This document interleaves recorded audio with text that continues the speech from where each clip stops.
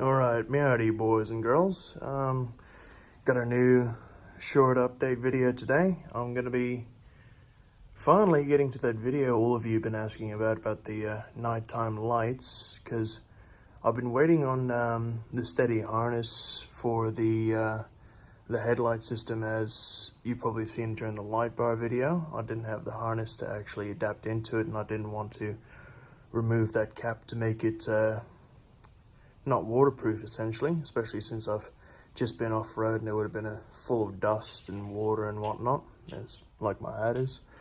But so I finally got that harness. I'm going to adapt the cable to match the system I have, and then we're going to plug it in, and then I'm finally going to do the nighttime video all of you guys have been asking about. So stay tuned, we'll get that all wired up and we're good to go. Obviously I'll wait until nighttime before I go out, but essentially this here is the harness that Steady provides, or you can get from Steady. They don't provide it. You got to pay through the nose, and whether they've got them in stock or not. So that's the factory harness there, that it'll just adapt into the male plug and then go into the female of the headlight itself, keeping everything waterproof.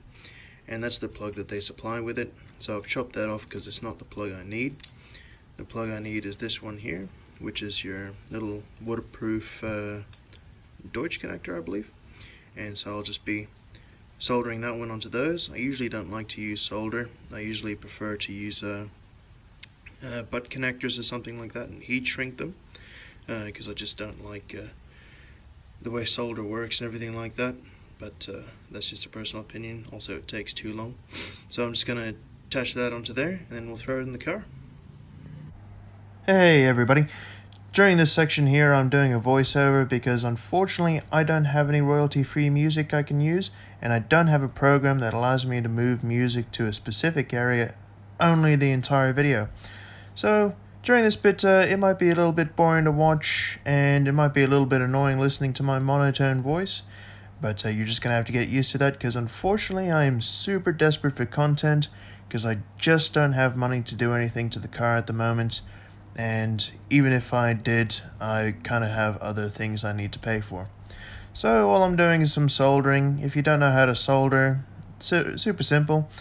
Fray your wires in the ends, twist them together, throw some heat shrink over, then twist the end you're soldering to the other end, and heat up the wire with a torch or your soldering iron, and then dab the solder into it like I'm doing right here. And what that does is, because the wire is hot, it allows the flux to flow through the wire instead of just dolloping on top. Now you put the heat shrink on, and you're pretty much done. Everything's nice and waterproof, nice and connected, and it should be golden. Now we're getting back into the normal video in a few seconds, so I'll leave you guys away from my stupid voiceovers and back into some riveting content. Alrighty, that loom's all done. I've changed it over to its nice waterproof Deutsch connector, and now it looks like a dingus. And I'm a bit of a dingus because, as you probably saw, if I ended up putting that in the video itself, if I can time lapse it, when I put the two heat shrink things on and soldered the one on, and then didn't notice that the other one fell off, and then soldered that one, and then I had to try and remove the pin from the Deutsch connector itself, so I ended up just heating up that solder, separating it, sliding it back on, putting the solder back in, and Bob's your uncle. Now all we have to do is throw this in and then wait until nighttime. Right, now that we've got the harness, we'll jump in under the bonnet, open it up there, and this car's nice and clean. Took me forever to clean it after that weekend. Might make a short little video about it. Didn't really get any video clips from outside of the car, so it might be a bit boring. Oh, I forgot to clean under the bonnet. Oh well, gotta have some proof you go off-road. Anyway, so if we look in here, if I can get a proper angle, there it is. Ah, what's happened? Come on. See that little plug down there? We're going to unplug that, and then that little harness sits in there. So let's reach down, pull the tab, unplug it, and there's that end. So we're going to plug that end into there, and that end into the headlights, and then all we have to do is get our little plug here, and then that plugs into what we've just adapted. So let's go ahead and do that.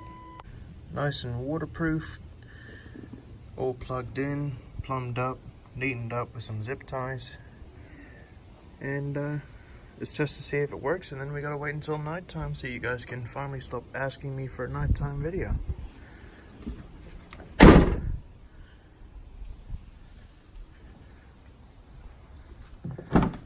Get in here, turn on the car, turn on the lights. Come on. What do you mean key not detected? It's in my pocket. Thank you. Alright, headlights on. Alright, sorry about that random cut there. So, lights are on. And so is the spotlight. Damn, that's bright. I don't even know why you'd need to upgrade the Highbeams if you have one of those.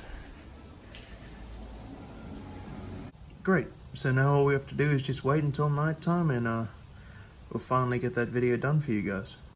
Oh, would you look at that? It's nighttime.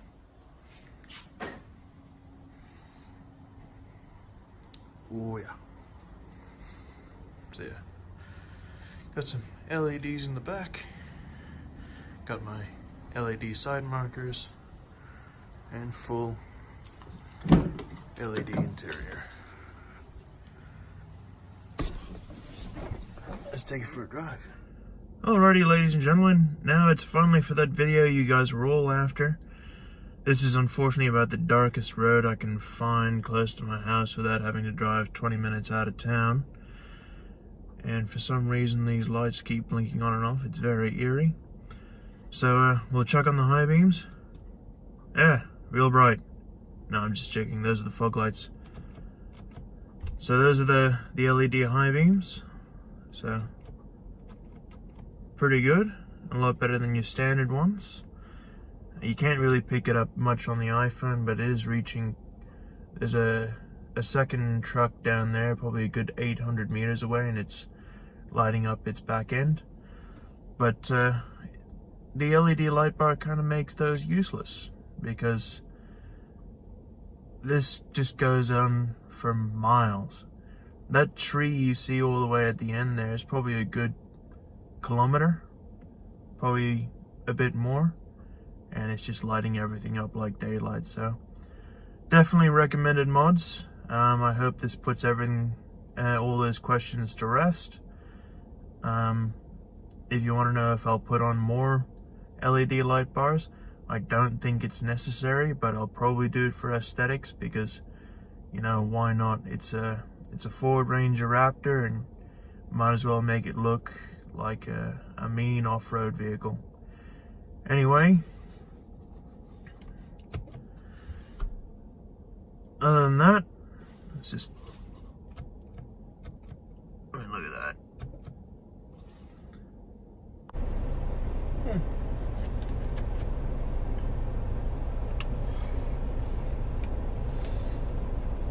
Fair enough.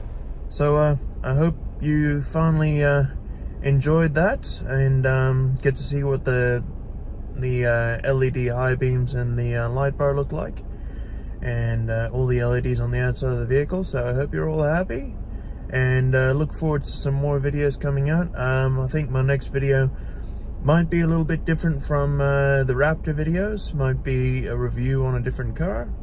If not, it's probably going to be either working more on the Raptor or doing a review on the Raptor itself, and telling you what I like, what I dislike, and some future plans for it. So anyway, thank you so much for watching, and I'll catch you all in the next video. Bonus clips.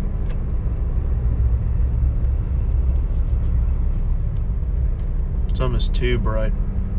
Can't see for the glare. Look at it!